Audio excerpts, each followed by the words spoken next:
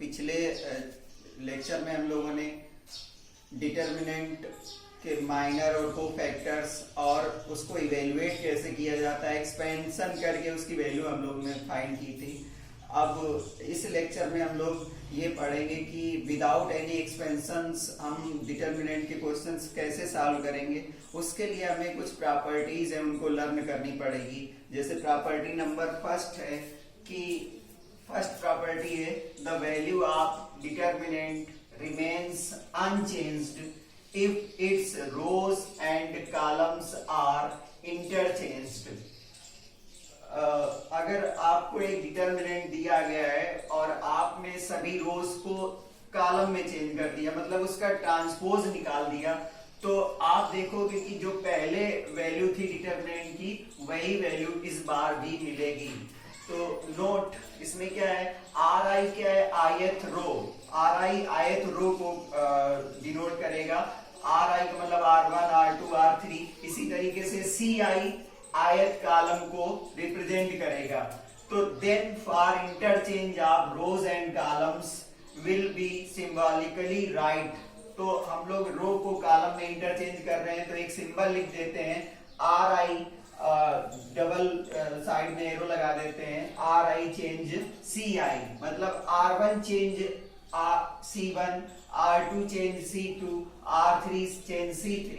R1 रो जो है C1 में चेंज हो गई, R2 रो जो है वो C2 में चेंज हो गई, R3 जो रो है वो C3 में। तो इस तरीके से अगर लिखा गया है तो R1 जो है C1 में चेंज हो गया, R2 C2 कॉलम C2 बन गया, R3 कॉलम C3 बन गया।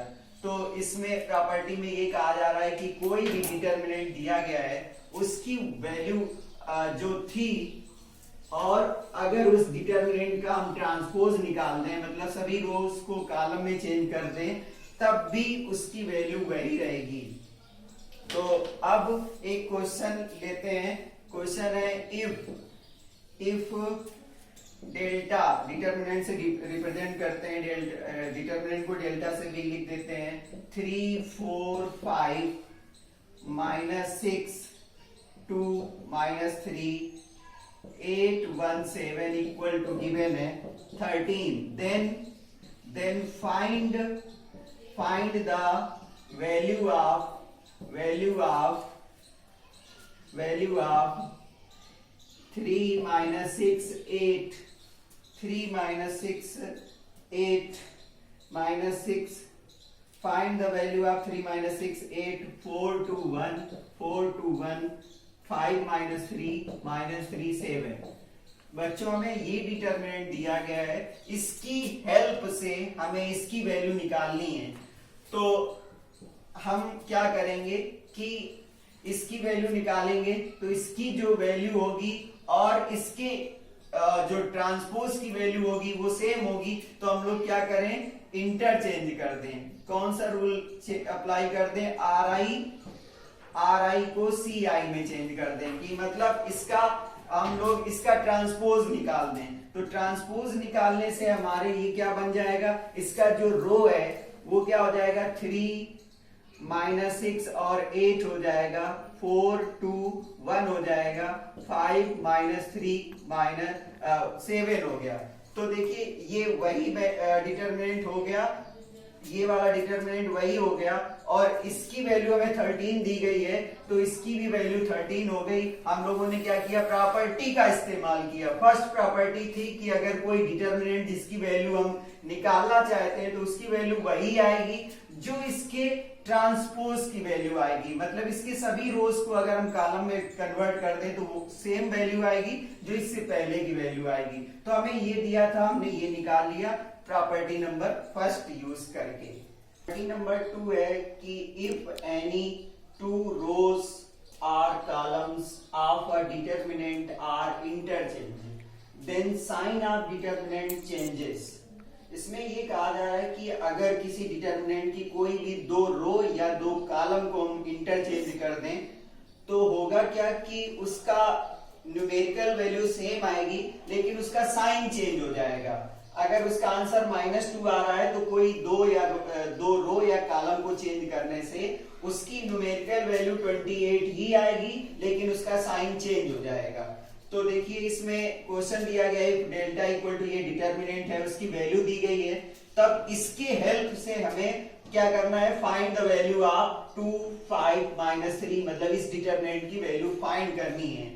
अच्छा, इस डिटर्मिनेंट को अगर हम देखें और इस डिटर्मिनेंट में देखें तो हम लोग ये पा रहे हैं कि अगर ये C1 है और ये C2 है, ये C3 है, और इसमें भी C1 C2 C3 है, और अगर हम इसकी C2 और C3 को चेंज कर दें, C2 चेंज कर दें C3 में, C2 की जगह C3 ले आए और C3 की जगह C2 ले आए, तो क्या हो जाएगा हमारे पास, ये क्या हो जाएगा, ये हो जाएगा 2 6 1 -3 0 5 और 5 4 -7। हम लोगों ने क्या किया कि C2 को C3 में चेंज कर दिया। तो रूल क्या है कि जैसे ही किसी 2 रोज या 2 कॉलम्स को हम चेंज करते हैं, इंटरचेंज करते हैं, तो डिटर्मिनेंट का साइन चेंज हो जाता है। अभी ये प्लस का था तो अब ये माइनस का हो गया। कोई भी 2 रोज या कॉलम ऐसा करने से हमारे डिटर्मिनेंट का साइन चेंज हो जाता है। अब क्या है, माइनस, और इसके बाद अब ये डिटर्मिनेंट और ये डिटर्मिनेंट बिल्कुल डिक्टो कॉपी कर रहा है। 2 6 1 यहाँ पर है, -3 0 5 यहाँ पर है, 5 4 -7 यहाँ पर है, और इसकी वैल्यू -28 है, तो इतने पार्ट की भी वैल्यू -28 होगी, तो -28, तो ये +28 हो गया, +28, इसकी वैल्यू -28, इसकी +28 इसलिए आई क्योंकि हमने इस डिटर्मिनेंट के कॉलम्स को क्या किया, इंटरचेंज कर दिया। तो कॉलम जब किसी डिटर्मिनेंट के रोज 2 रोज या कॉलम को हम इंटरचेंज करते हैं तो उसका न्यूमेरिकल वैल्यू सेम आती है, लेकिन उसका साइन क्या होता है, चेंज हो जाता है। क्वेश्चन नंबर 3 है, if any 2 rows or columns of a determinant are identical, मतलब all corresponding elements are same, कोई ऐसा डिटर्मिनेंट है जिसकी 2 रो या 2 कॉलम आइडेंटिकल है, मतलब उनके करस्पॉन्डिंग एंगल सेम है, then the value of determinant is 0, तो उस डिटर्मिनेंट की वैल्यू 0 ही आएगी। आप एक्सपेंड करके देख लीजिए। तो एग्जांपल है कि यहाँ पर ये क्वेश्चन दिया गया, डिटर्मिनेंट इवेलुएट करिए। तो इवेलुएट करने के लिए हम लोग देख रहे हैं कि जो R1 है, R1 6 4 6 एलिमेंट है, इसी तरीके से R3, ये दोनों क्या है, सेम एलिमेंट है, करस्पॉन्डिंग एलिमेंट सेम है, तो R1 and R3 are identical,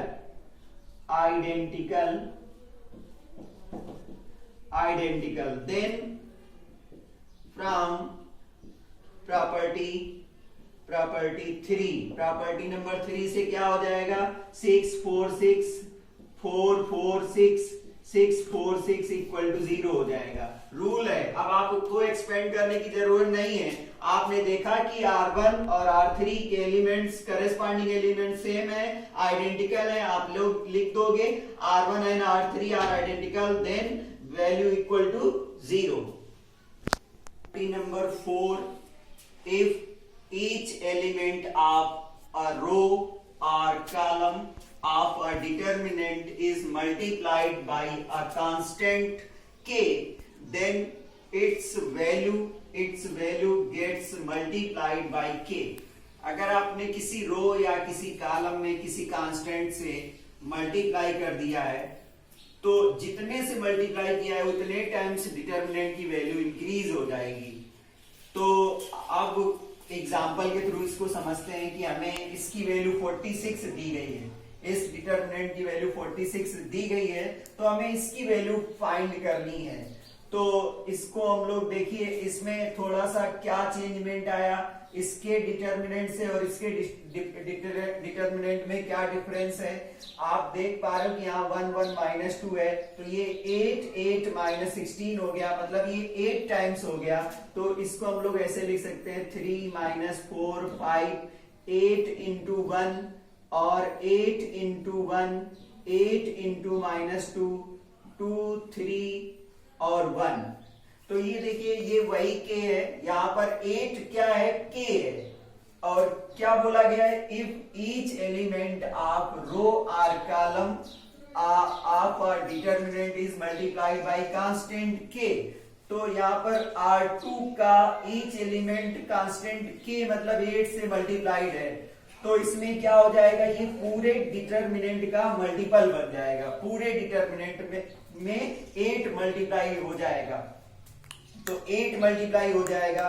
तो इस तरीके से ये क्या हो जाएगा, 3 माइनस 4 5 1 1 माइनस 2 2 3 1। तो इस तरीके से हमें इसकी वैल्यू 8 इंटू, और इसकी वैल्यू दी गई थी 46, तो 8 मल्टीप्लाई 46 इसका आंसर हो जाएगा। ठीक है, एक एग्जांपल और लेते हैं कि अगर मान लो हम लोगों ने कोई डिटरमिनेंट लिया इस प्रॉपर्टी से, कोई डिटरमिनेंट है A B A C A D B X B Y B Z C X C Y C Z. तो अब देखिए क्या है, R1 में a कांस्टेंट है a, तो R1 से a आ जाएगा, और R2 में b कांस्टेंट है तो यहाँ b मल्टीप्लाई हो जाएगा, और R3 में c कांस्टेंट है तो a b c, a into B into C बाहर हो गया, तो अंदर क्या बचा, यहाँ पर a बाहर लिया तो b c d बचा, x y z बचा, x y z बचा, और यहाँ पर x y z बचा, एक्स वाई जेड। आपने एक प्रॉपर्टी पढ़ी थी, प्रॉपर्टी नंबर सेकेंड में क्या था कि कोई किसी भी डिटरमिनेंट में any two rows or column are identical, then value of determinant is 0, तो a b c equal to 0 हो जाएगा। क्योंकि ये दोनों आइडेंटिकल है, इसलिए प्रॉपर्टी से इसकी वैल्यू 0 हो गई, हमें इसको एक्सपेंड करने की जरूरत नहीं है। तो नोट्स हैं, by this property we can take out common factor any one row or any column। हम कोई चीज कॉमन ले सकते हैं, कॉमन फैक्टर बाहर ले सकते हैं ऑफ अ गिवन डिटरमिनेंट। पहली ये, सेकेंड ये, if corresponding element of any two rows or column of a determinant are proportional or in the same ratio, then its value gets 0। इसका एक एग्जांपल ले लेते हैं, दोनों समझ में आ जाएगा। ये एक डिटरमिनेंट दिया है 102 18 36 और 1 3 4 17 3 और 6। तो इसमें देखिए क्या कर सकते हैं, ये इसको हम लोग 17 इंटू 6 कर सकते हैं, ये 6 इंटू 3 कर सकते हैं, और 6 इंटू 6 कर सकते हैं। तो 1 3 4 17 3 6। इसमें क्या है कि 6 एक ऐसा फैक्टर है जो सबका मल्टीपल है, तो इसको हम टेक आउट कर सकते हैं। Taking out common 6 from R1, हम लोग लिखेंगे taken out 6 as common from R1। तो ये 6 टाइम डिटरमिनेंट हो जाएगा, 17 3 6 1 3 4 17 3 और 6।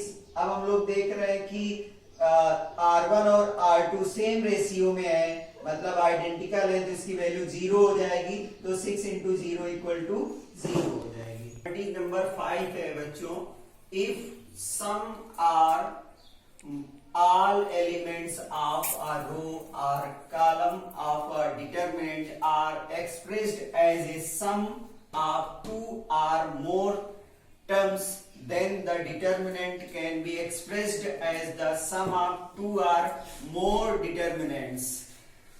बच्चों सीधा सा बोला गया कि अगर किसी डिटरमिनेंट के किसी रो या कॉलम में सभी एलिमेंट्स 2 या 2 से ज्यादा तरीके से ऐड करके या सब्ट्रैक्ट करके रखे गए हैं, तो हम उसको उतने ही डिटरमिनेंट में एक्सप्रेस कर सकते हैं। जैसे यहाँ पर ये डिटरमिनेंट a1 प्लस लेमडा 1 है, A2 प्लस लेमडा 2 है A3, तो ये R1 में ऐसा है, तो हम इसको 2 डिटर्मिनेंट में अलग अलग डिस्ट्रीब्यूट कर सकते हैं। पहला लिख सकते हैं A1 B1 C1, A2 B2 C2, A3 B3 C3, एक डिटर्मिनेंट अलग किया। फिर दूसरा लेमडा 1 के साथ में लेमडा 1 B1 C1, फिर लेमडा 2 B2 C2 और लेमडा 3 B3 C3। इस तरीके से ये sum of 2 are more than 2 elements के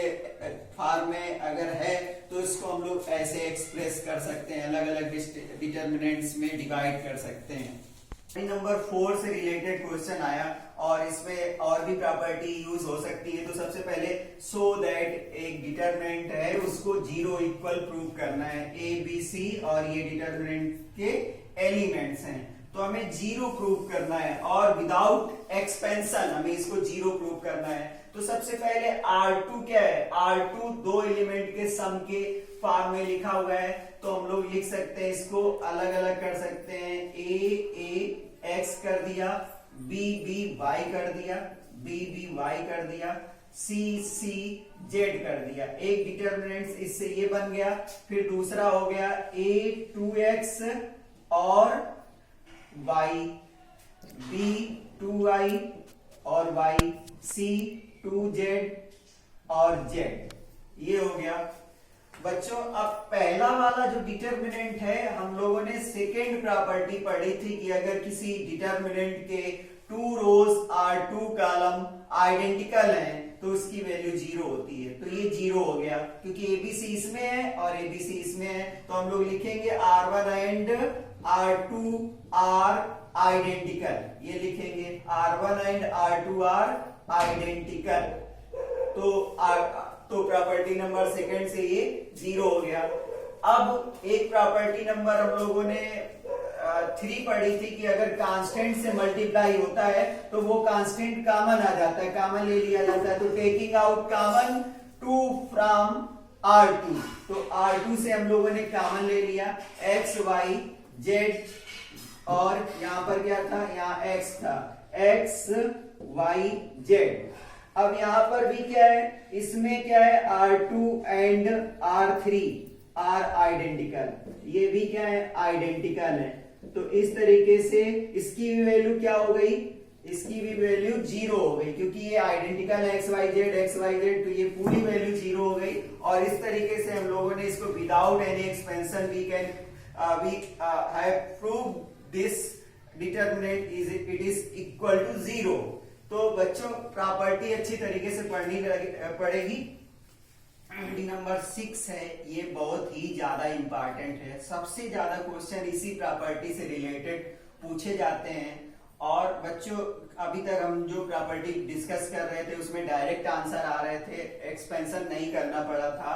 कई बार प्रॉपर्टी यूज करने के बाद हमें उसको डिटर्मिनेंट को एक्सपेंड भी करना पड़ता है, उसको इजी कर लेते हैं, इसके बाद एक्सपेंड करना पड़ता है। तो आप ये मत समझिएगा कि सर ने कहा कि प्रॉपर्टी यूज हो जाएगी तो बस एक्सपेंड नहीं करना, एक्सपेंड करना पड़ सकता है। अच्छा, इस प्रॉपर्टी का इस्तेमाल हम जब इनवर्स फाइंड कर रहे होंगे, रो एलिमेंट्री ट्रांसफॉर्मेशन या कॉलम ट्रांसफॉर्मेशन, एलिमेंट्री ट्रांसफॉर्मेशन, एक अभी टॉपिक बाकी है इनवर्स फाइंड करने का, उसमें इस प्रॉपर्टी का बहुत ही ज्यादा मतलब इसी प्रॉपर्टी का इस्तेमाल होने वाला है। तो आपको समझना होगा, if each of any row और column of a determinant the equimultiple of corresponding elements of other row or column are added. कोई आपने रो सेलेक्ट किया और दूसरी रो सेलेक्ट किया, दूसरी रो में आपने किसी नंबर से मल्टीप्लाई किया और फिर उस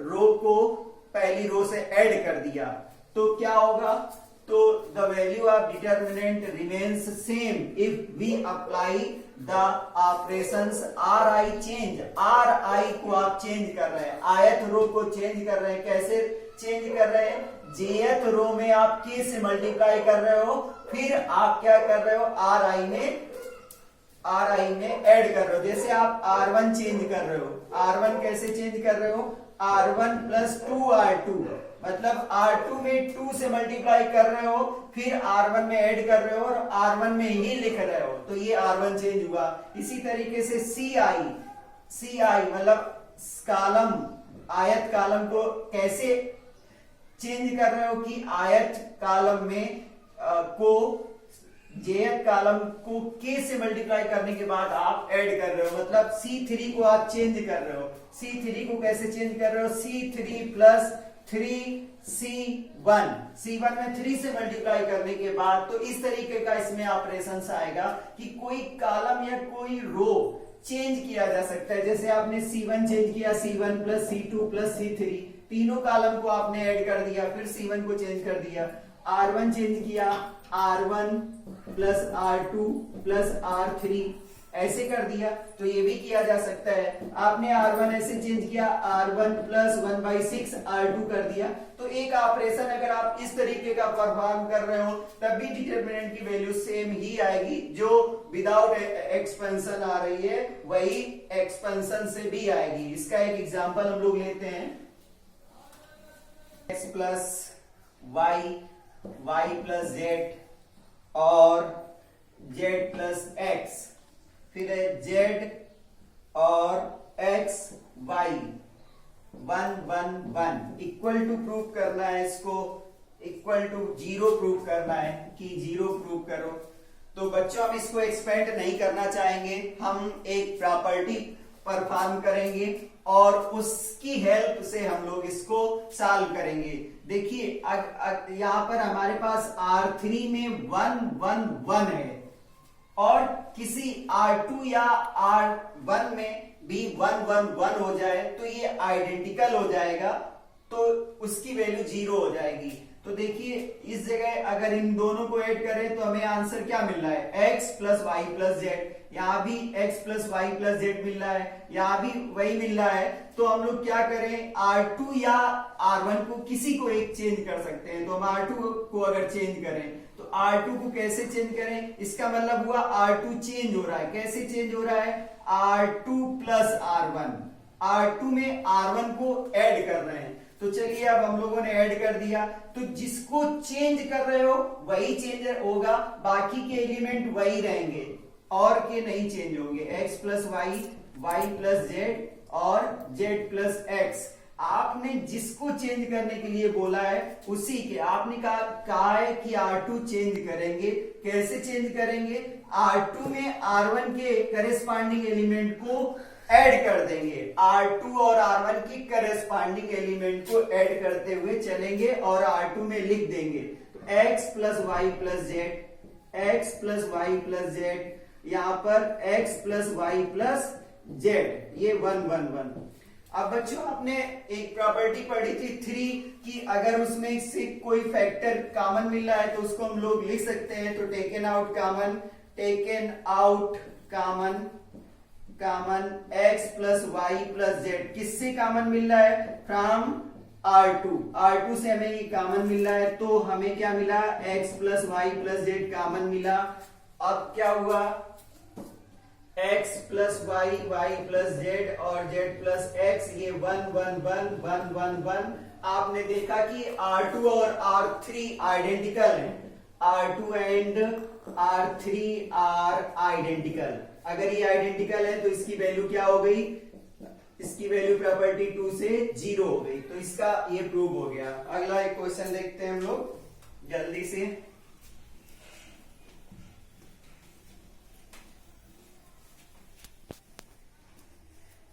प्रूव करना है 1 1 1 1 a square, b square, c square equal to a minus b minus c minus a। बच्चों हमने आपको बताया था कि ऐसा कोई जरूरी नहीं है कि हमें एक्सपेंड ना करना पड़े, करना पड़ेगा। और बच्चों क्लू की बात ये कि जब आपको 1 1 दिखाई दे रहे हैं और कोई तरीका आपको ना दिखाई दे तो आप 0 लाने का प्रयास करो। तो हम लोग R2 के पहले एलिमेंट को 0 बनाएंगे और R3 के पहले एलिमेंट को 0 बनाएंगे। तो कैसे बनाएंगे? R2 चेंज कर दें, अगर हम R2 में R1 माइनस कर दें एंड R3 चेंज कर दें, R3 में भी R1 को माइनस कर दें। तो देखिए R1 को चेंज करने के लिए हमने नहीं कहा, तो 1a² हो जाएगा। फिर हम लोगों ने कहा कि R2 में R1 माइनस करना 0 आ जाएगा, B में a माइनस करना b minus a, b² minus a² हो जाएगा। इसी तरीके से हम लोगों ने कहा कि R3 चेंज करेंगे, R1 को माइनस करके c माइनस a हो जाएगा और c² माइनस a² हो जाएगा। तो इस तरीके से हम लोग को 1a² मिला, और इसमें ये 0 इंटू b माइनस a लिखा जा सकता है, और इसको b माइनस a लिखा ही जाएगा क्योंकि लिखा हुआ है, और यहाँ पर b² माइनस a² है तो b माइनस a और b प्लस a हो जाएगा। दूसरा वाला इसको भी 0 इंटू c माइनस a लिख सकते हैं, ये c माइनस a और c minus a c plus a लिख सकते हैं। तो हमें क्या मिल रहा है, R2 और R3 से taking out common b minus a from R2 and c minus a from R3। ऐसा करने से क्या हुआ, b माइनस a मिला और c माइनस a मल्टीप्लाइड हो जाएगा पूरे डिटर्मिनेंट का, तो 1a² यहाँ पर 0 बचेगा, यहाँ 1 और यहाँ b प्लस a बचेगा, और यहाँ पर 0 और यहाँ पर 1 और यहाँ c माइनस a बचेगा। अब इसको एक्सपेंड कर देंगे, किसके एलांग, R1 के एलांग एक्सपेंड कर देंगे। तो R1 के एलांग एक्सपेंड करने से हमें क्या मिलेगा, R1 के एलांग एक्सपेंड करेंगे तो 1 को लेकर ये और ये डिलीट हो जाएगा, इतना बचेगा। इसका डिटरमिनेंट 1b प्लस a और 1c प्लस a, इसको भी एक्सपेंड कर देंगे b माइनस a। इससे हम लोग माइनस कॉमन ले लें तो minus a minus b c minus a, और इसको जब किया हम लोगों ने सॉल्व तो इसका आया c प्लस a, उसमें माइनस हो गया माइनस a माइनस b, तो a और a कट गया तो c माइनस b आया, तो उससे भी माइनस कॉमन ले लिया तो माइनस माइनस प्लस हो जाएगा a minus b, b minus c, ये वाला c माइनस b है, माइनस कॉमन ले लिया और a c minus a prove हो गया।